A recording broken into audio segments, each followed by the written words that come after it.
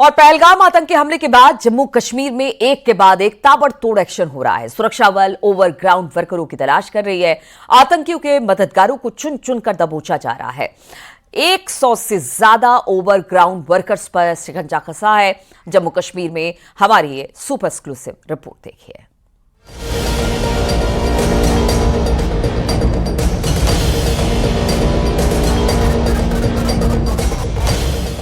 पहलगाम आतंकी हमले के बाद जम्मू कश्मीर में एक के बाद एक ताबड़तोड़ एक्शन हो रहा है।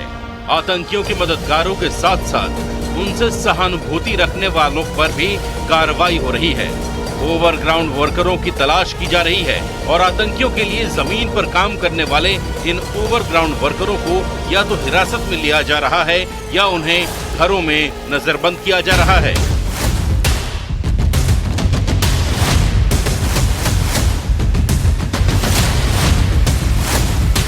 सिर्फ 2 दिन के अंदर कश्मीर रीजन में 100 से ज्यादा ऐसे संदिग्ध लोगों को या तो गिरफ्तार किया गया या फिर उन्हें डिटेन किया गया है।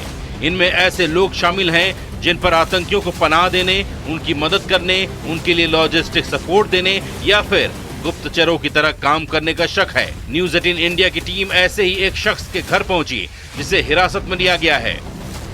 पहलगाम आतंकवादी हमले के बाद जो ओवरग्राउंड वर्कर हैं उन पर कार्रवाई का सिलसिला लगातार जारी है और पब्लिक सेफ्टी एक्ट यानी पीएसए के तहत पूरे जम्मू कश्मीर में 100 से ज्यादा लोगों को या फिर हिरासत में लिया गया है या फिर गिरफ्तार किया गया है। और इस वक्त न्यूज़ 18 इंडिया की टीम पुलवामा इलाके में मौजूद है एक शख्स के यहाँ जिसको पीएसए के तहत पब्लिक सेफ्टी एक्ट के तहत उस शख्स को यहाँ पर पुलिस ने अपने डिटेंशन में रखा है यानी हिरासत में रखा है।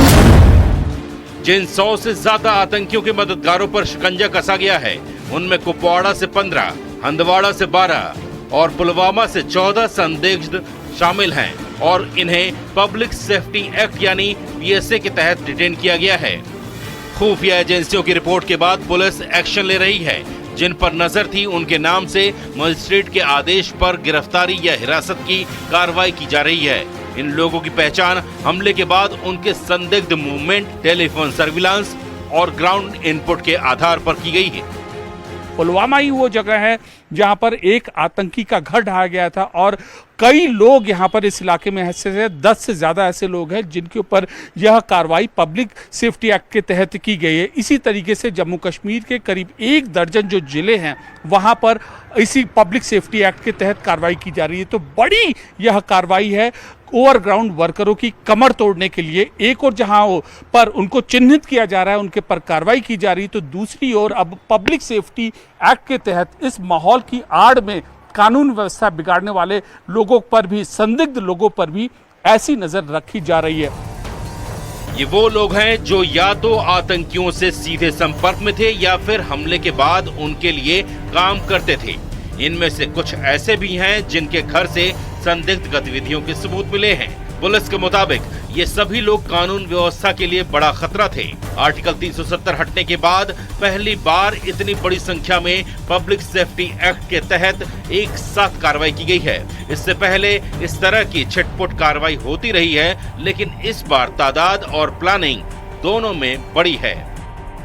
इसी तरीके से जम्मू कश्मीर के करीब 1 दर्जन जो जिले हैं वहां पर इसी पब्लिक सेफ्टी एक्ट के तहत कार्रवाई की जा रही है। तो बड़ी यह कार्रवाई है ओवरग्राउंड वर्करों की कमर तोड़ने के लिए। एक और जहां पर उनको चिन्हित किया जा रहा है, उनके पर कार्रवाई की जा रही है, तो दूसरी ओर अब पब्लिक सेफ्टी एक्ट के तहत इस माहौल की आड़ में कानून व्यवस्था बिगाड़ने वाले लोगों पर भी, संदिग्ध लोगों पर भी ऐसी नजर रखी जा रही है।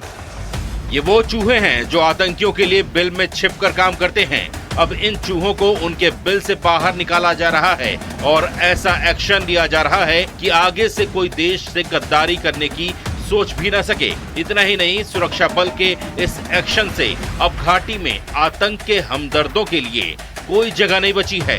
ये सिर्फ OGW नेटवर्क पर स्ट्राइक नहीं है, बल्कि ये आतंक के पूरे इकोसिस्टम पर स्ट्राइक है।